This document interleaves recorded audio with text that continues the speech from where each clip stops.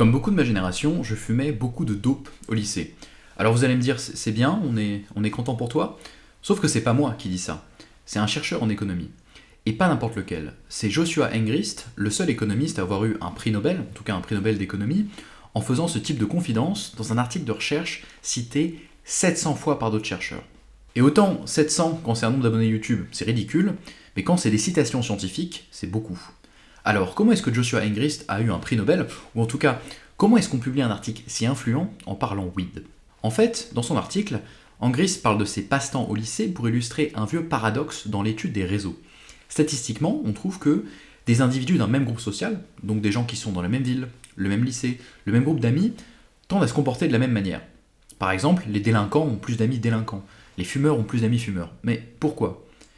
Est-ce que c'est parce que qui se ressemble s'assemble, c'est-à-dire qu'il y a un effet de sélection, des comportements similaires causent le fait d'être dans le même groupe social, ou est-ce que c'est parce que qui s'assemble s'influence? Et ça, c'est ce qu'on appelle un effet de pair. Le fait d'être dans le même groupe social cause le fait d'avoir les mêmes comportements. Si Joshua Engrist, et d'ailleurs vous aussi peut-être, je sais pas, fumait de la weed quand il était au lycée, est-ce que c'est surtout parce qu'il préférait passer du temps avec des gens qui fument du cannabis, mais qu'il en aurait fumé même s'il les avait pas rencontrés? Ou est-ce que c'est surtout parce que ce sont ses amis du lycée qui l'ont influencé, si bien qu'il n'aurait jamais fumé de cannabis s'il ne les avait pas rencontrés? Alors vous allez me dire, c'est bien mignon de se poser ce genre de questions, mais c'est un peu de la pure masturbation intellectuelle. Eh bah pas du tout. Prenez un comportement qui vous plaît pas, comme par hasard commettre des crimes. En général, les gens aiment pas quand les gens commettent des crimes. Si vous voulez rendre ce comportement plus rare, la réponse à la question que je viens de poser, sur la différence entre les effets de sélection et les effets de pair, elle est essentielle. Pourquoi? Eh ben, parce que si la sélection est la meilleure explication à la similarité des comportements, alors même si vous parvenez à faire en sorte que les individus qui ont des comportements que vous désapprouvez, comme de commettre des crimes ou de prendre de la drogue, ne se fréquentent plus, alors les individus ne changeront pas vraiment de comportement. Mais si c'est les effets de pair qui dominent, changer qui vous fréquentez, c'est changer comment vous vous comportez. Cela dit, au moment où Engrist publie cet article, on est en 2013 et le monde de la recherche connaît très bien ce problème et ses implications. Quel est l'apport d'Engrist à l'étude de cette question? En fait, Engrist commence par rappeler que les méthodes qu'utilisaient la plupart des chercheurs jusqu'ici n'étaient pas valables. Traditionnellement, les chercheurs tentaient de séparer la sélection des effets de pair en contrôlant par les observables. Qu'est-ce que c'est? J'en parlais dans mes vidéos sur Eureka et le salaire minimum. Contrôler par les observables, c'est utiliser des méthodes statistiques pour savoir si à revenu, éducation ou toute autre variable mesurable égale par ailleurs, des amis, par exemple, ont plus de chances d'avoir des comportements similaires, ce qui serait signe d'effet de pair, d'influence mutuelle, de contagion sociale, vous appelez ça comme vous voulez. Par exemple, on peut vérifier si les gens obèses ont plus d'amis obèses à revenu égal, à niveau d'éducation égal, avec les mêmes méthodes statistiques avec lesquelles on peut vérifier si, par exemple, les femmes gagnent moins que les hommes à expérience et éducation égale. Mais faire ça, contrôler par les observables, c'est pas suffisant. En effet, Engrist rappelle dans son article qu'en contrôlant par les observables, on trouve que la taille des individus où l'acné est contagieuse, ce qui n'est pas plausible médicalement parlant. Si contrôler par les observables ça suffit pas, c'est parce qu'il y a sélection par les inobservables. Il y a certaines variables non mesurables, inobservables, qui causent le fait d'appartenir à un groupe social, où on fait A, et indépendamment le fait de faire A. Alors, c'est bien joli tout ça, mais comment on fait pour contourner ce problème? Dans son article, Engrist propose d'utiliser des expériences naturelles, ce qui est un terme assez large qui englobe beaucoup de méthodes différentes. Je vais me concentrer sur un exemple qui illustre bien ce que c'est qu'une expérience naturelle. Cette étude à Dartmouth College aux États-Unis. Dans cette fac, ceux qui voulaient vivre sur le campus ne pouvaient pas choisir leur colocataire.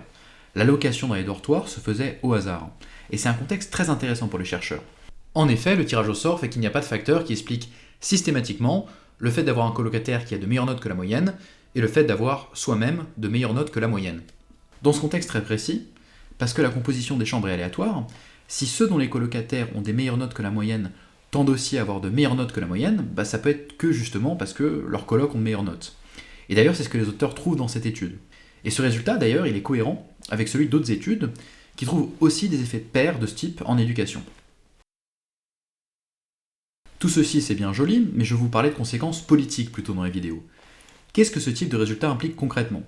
Par exemple, s'il y a bien des effets de pair en éducation, est-ce que ça veut dire que pour augmenter les résultats scolaires des élèves qui réussissent moins bien, il faut s'assurer qu'ils sont avec des étudiants qui réussissent mieux?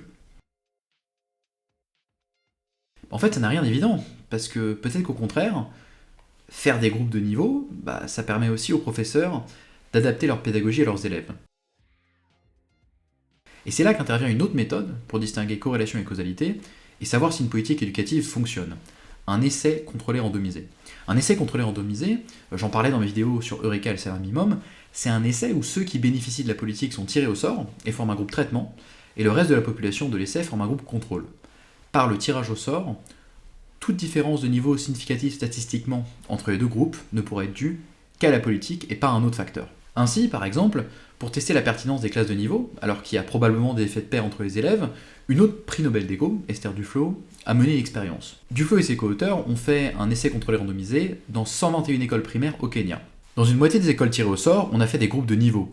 On a mis ceux qui réussissaient le mieux à un test en début d'année dans une seule même classe de CP, et ceux qui avaient moins bien réussi au test ensemble dans une deuxième classe de CP. Et dans une autre moitié des écoles, on a laissé les classes comme elles étaient, c'est-à-dire avec des élèves de niveaux très différents dans chaque classe. Il semble que les groupes de niveau ont bénéficié à tous les élèves, quel que soit leur niveau. Ces résultats sont cohérents avec ceux d'une politique implémentée en France, et ciblée cette fois-ci sur les élèves qui réussissent bien, celle de l'internat d'excellence à Sourdin, où on a mis des bons élèves de ZEP ensemble. Retour de vacances à l'internat d'excellence de Sourdin. Lorsqu'on a évalué la politique avec une jolie expérience contrôlée randomisée, on s'est rendu compte qu'elle améliorait sensiblement les résultats en maths des élèves. Bon, je me suis un peu dispersé, on est parti du canapé qui sent le chanvre de Joshua Angrist pour arriver dans les internats d'excellence de Sourdin, mais je crois qu'il y a une morale, en tout cas une conclusion à tirer de cette vidéo. Deux, en fait. Premièrement, les essais contrôlés randomisés pour évaluer les politiques publiques, c'est bon, mangez-en. Ça permet de savoir si les politiques que vous défendez sont bien les solutions aux problèmes qui vous préoccupent. Deuxièmement, ces essais contrôlés randomisés sont encore de meilleur goût quand ils sont motivés par de la recherche de qualité en sciences sociales, comme par exemple la recherche sur les effets de pair fondée sur des expériences naturelles. Et puis, petite conclusion bis, même à supposer que prendre de la weed au lycée, ça réduise vos résultats scolaires, ça ne la réduit pas toujours assez pour vous empêcher d'avoir un prix Nobel. Croyez en vos rêves.